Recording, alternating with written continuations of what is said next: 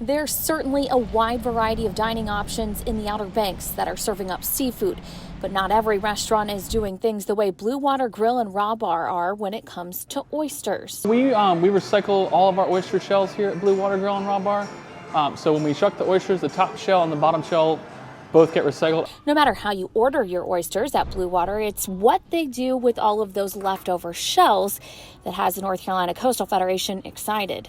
We are an oyster bar, so naturally we're going to want to give back to the oyster community because without oyster reefs, we can't serve oysters. Blue Water, along with several other Outer Banks restaurants, are part of the Restaurant to Reef program that's run by the Coastal Federation. Right now we have 5 restaurants that are part of the program, and so we have volunteers who go to the restaurants and collect oyster shells from there.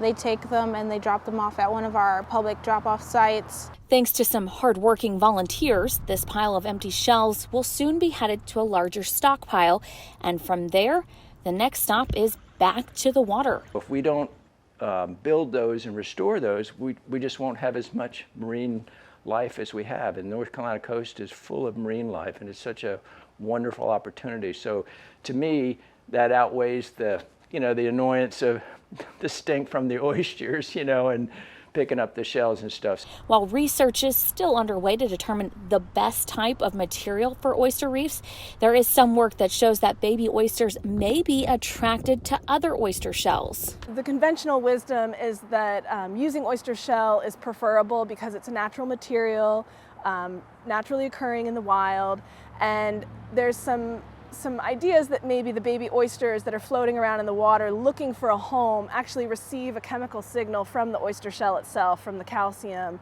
that lets them know that's a decent place to land. These shells from Blue Water won't be hanging out for long, as construction on the next reef is set to begin this spring. Reporting for the Coastal Federation and WRAL, I'm Stacia Strong.